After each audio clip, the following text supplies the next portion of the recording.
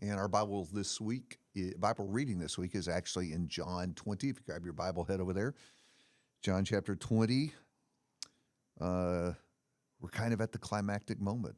Well, yeah, the most important event in human history. Yeah, the most important event in history. So the first part of 20 is just the resurrection story, 1 through 18. In fact, 20 kind of falls into two pieces. You have the resurrection story and then Thomas' story. But to me, the key part in the first half of the chapter is the fact that the tomb is empty.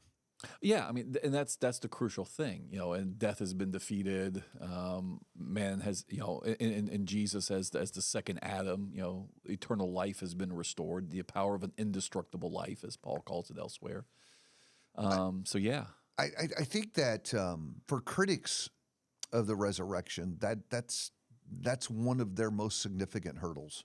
Well, that's just it. And I remember I got a book in my library, written by a world-class scholar who's taught at Oxford and other world-class places, who flat out says all serious historians now admit the tomb was empty. The issue is, why was it empty? In other words, how do you account for that? Yeah. But the idea that it wasn't empty, just simply in the way that, as he puts it in this book, in the way that we do history, serious history, by any criteria by which we do serious history about things long past, the evidence is the tomb was empty.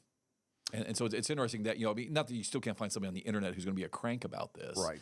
But, you can find serious published writing by world-class, scholar saying, yep, tomb was empty. Deal with it.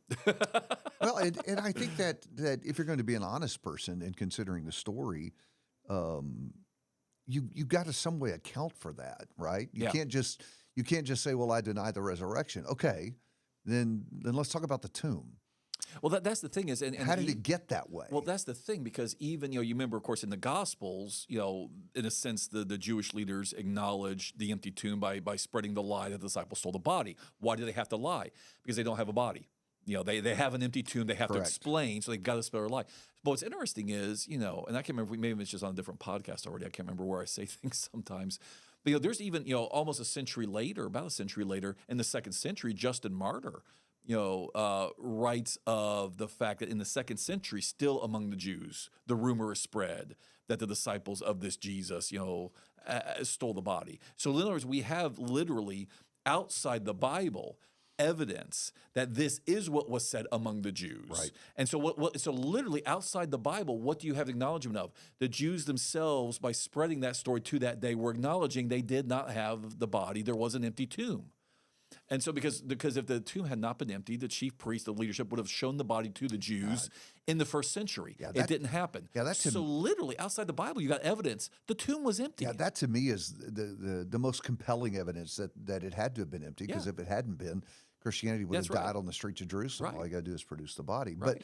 But what's interesting to me is critics have tried to explain this. And it's remarkable how feeble their efforts are.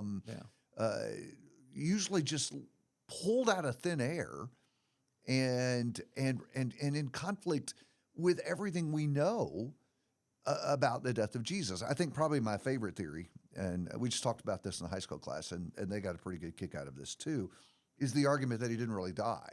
The swoon theory. The swoon theory. Yeah. There was a whole book about that back, in the 70s? Schoenfeld, the Passover plot. That's it, yes. I remember that book. Yeah. And just the absurdity in light of the historical detail about the deadness of Jesus. Right. That someone would say, no, he just didn't really die. He passed out and then felt better in the tomb and moved the rock and fought off the soldiers. A couple of days of R&R in the spa, and he's good to go again. Yeah, I heard someone say one time that if you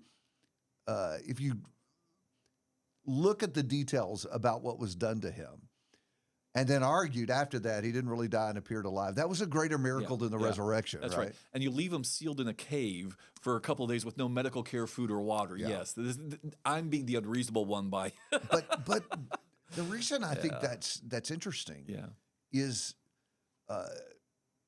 These are thoughtful, scholarly people who are positing these theories. These are people who are trying to come up with some kind of an explanation. This isn't just some random nut on YouTube. Right. And this is the best that they can do. Right. And I think that is telling of their inability to come up with any kind of a reasonable explanation for how that tomb could have come to be empty.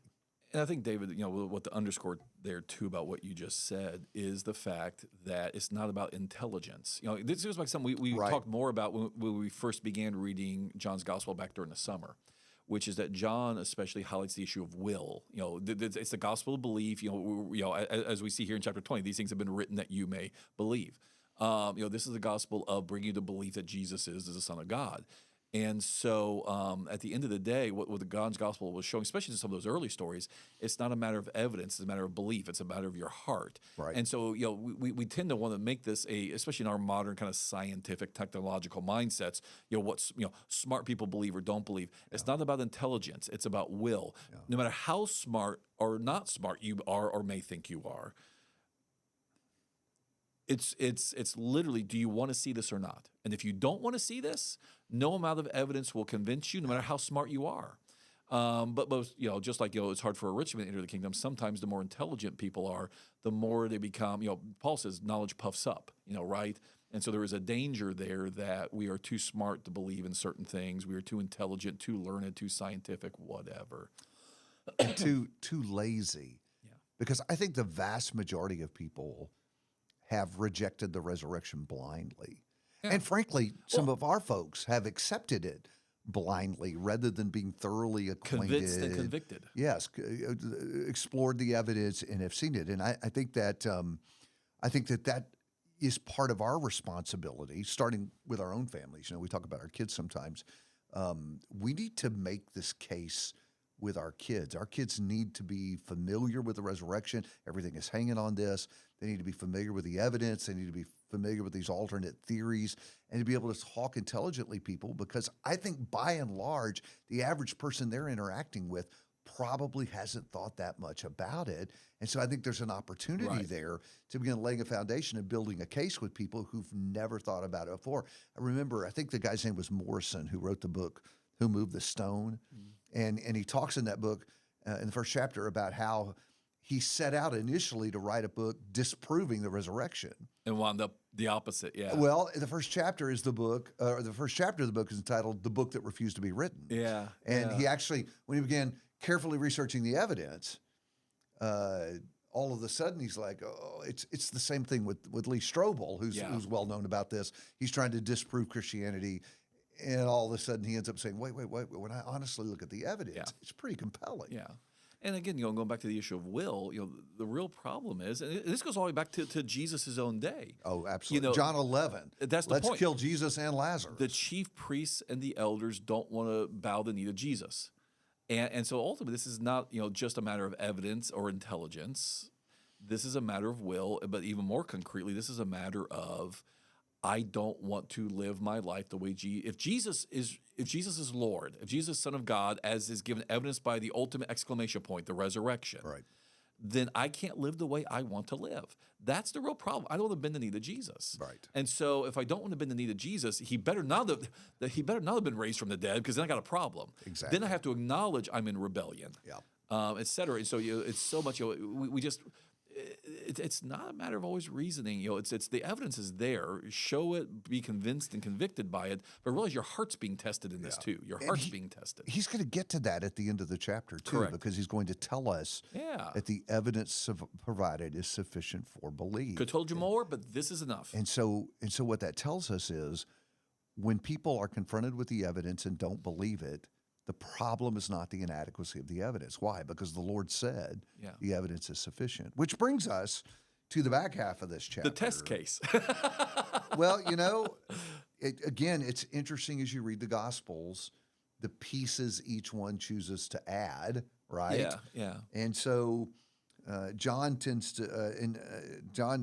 chooses to give us a rather detailed story about Thomas. And I will confess that I'm torn about Thomas. So we've always labeled him the doubter. And we've always all preached those sermons, at least in our earlier days. We've all preached those sermons. Where and listen, if someone wants to say, I think Thomas had every reason to believe. I agree with that. In fact, I think he had advantages over others in all of this. Not only did he know in advance because Jesus told him this is what was going to happen, Right. but he also had the testimony of his fellow disciples who said, "We've seen the Lord." Right. Which, by the way, underscores that even among Jesus's, companions, ancient people knew dead people don't come back to life. I mean, Correct. even Jesus' own followers were struggling. Some of the disciples ran to the tomb. Thomas is saying, "I don't know." It was hard for the ancients to accept this. Yeah, and it shows that they were not inclined, at least not Thomas, To be incredulous. Yeah, to jump on the resurrection bandwagon. That's right. And I think that's at least one of the reasons his story is here, is because it illustrates that contrary to the baseless claims of the critics, this isn't just the disciples trying to come up with some story to keep their movement alive. And Thomas is such a perfect example of that because he stubbornly refuses to believe even his partners in this Right. until he's actually confronted with the evidence. And so for me, the struggle is, I think he had lots of reasons to believe, but all he asks for is the same thing that the other disciples had an opportunity to do, and that is literally to see the evidence of the resurrection. Let me see your wounds. I want to know this is really you. Right. Show me where the nails were. Right. And I love the play on the senses here. Let me see and touch with my hands. I want to handle And the remember, evidence. this is John giving us this gospel. Remember, 1 John chapter 1, that which we have seen, heard, handled. John actually goes back. He ends his gospel the way he begins his first letter, with this very tactile encounter with Jesus. I think Thomas. I think the story does a couple of things here. Number one, to your point, it does show the disciples were not just gullible patsies. They were not inclined to believe. Some of them, Correct. They were not inclined to believe, Which doesn't make them look good, by the way. No, From one angle. given who they were and the role they Yes. had, but on the other hand, think about the power of John ending his gospel this way, because then now this gospel is about to go out into the world and have to do its work of giving the evidence and the testimony for Jesus and what happened, and so in a sense, John is ending the gospel with, is he good? Is he bad? He's every man, though. What he is he's real. And this is hard, especially, maybe for those of us who grew up in the church, we never struggled with it as much as some, though I think, again, our kids are growing up in a culture where much less is taken for granted. So maybe those of us who are older never had to struggle with this as much. But this is brand new for Thomas. This is brand new for that generation. This is not how Jews even expected it to go down. And so, Thomas is every man. Thomas is a real man. And I think what he shows is, in some senses, when you look at what he ultimately says and what Jesus says in response, which is also part of the story. Yes. You see, I think, why this is here. What Thomas is Thomas is real. And Thomas shows us that there are two kinds of doubt in the world. We call him doubting Thomas, but there are two types of doubts. There is the doubt because I want to be careful, but I'll believe, but it's not a rebellious doubt. And then there's the rebellious doubt. No matter what you show me, I won't believe. And Thomas is the Lord, I believe, help my unbelief, type of doubt, as opposed to the I doubt because I want to doubt because the chief priest, now that they've got now that the rulers have an empty tomb, lie about it. I doubt, So I think Thomas shows, that doubt can be dangerous, but it matters what your doubt is, what it sits in. Because at the end of the day, I think to your point, he says, I just want the full five senses experience, so to speak.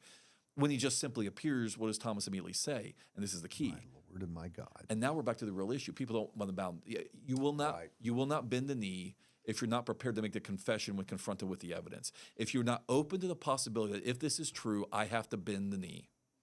Yeah, it's about ultimately an honest consideration of the evidence. In fact, for people who think Christians have a blind faith, Right. Thomas is our poster child, right?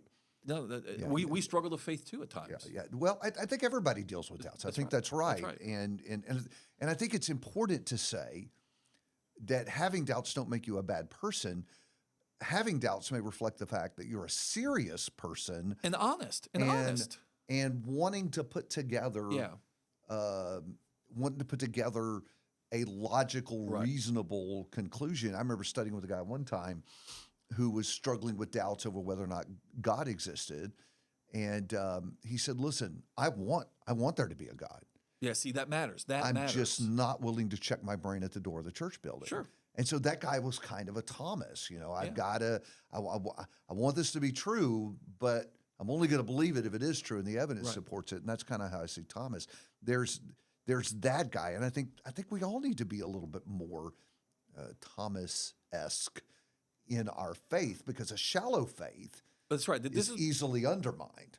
an actual strong and mature faith is a faith that you've had to wrestle for, Right. And you've had to work for. I mean, you can just go with the flow and do the right things and be mildly convicted as long as there's no real testing. There's nobody's being thrown to the lion. So I really Until don't. someone starts wailing away at that foundation. Yeah, that's right. That's right.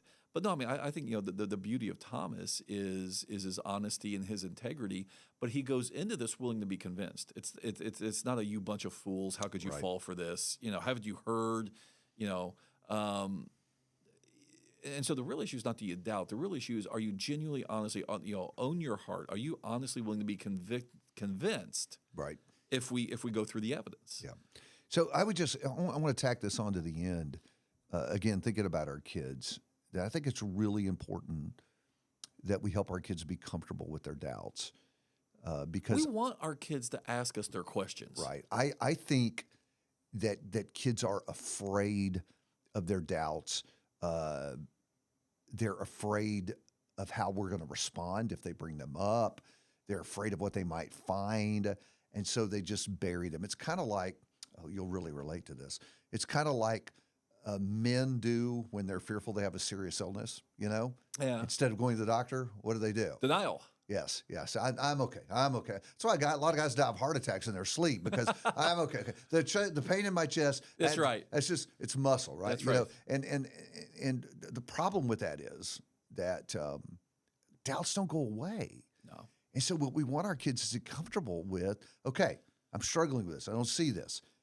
There's a way to handle that. I need to talk about that. I need to put it on the table. I need to get people to help me find the evidence so that I can be convinced Right. that what I believe is true. And I just think that's really, really important, because I talk to a lot of young people who are afraid to put it on the table. Well, and to that point, I think what we could say for parents as well is, don't freak out when your kids come to you with their questions and their doubts. No freak out face. It doesn't mean that you failed. Yeah. And you want them to do that, because here's the thing is if our kids do not feel like they can come and ask us their questions, their doubts without getting, how can you not believe that? How can you not see that? Some sort of, give them the face, as you put it.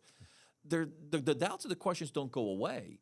They actually, they'll go to the internet and find some podcaster or some YouTube Correct. video who will, Yes. and you don't want that. You want to have this conversation. You want that relationship where, and so I don't know about you. I mean, I always start, when I teach a high school quarter, I always start, one of the things I start with most quarters is, whatever we're talking about is honest questions are welcome. Honest questions are welcome. Absolutely. Bring it. Whatever you got, bring it. And sometimes we'll even take 1 or 2 sessions and just say, ask questions. Yeah. Just ask questions.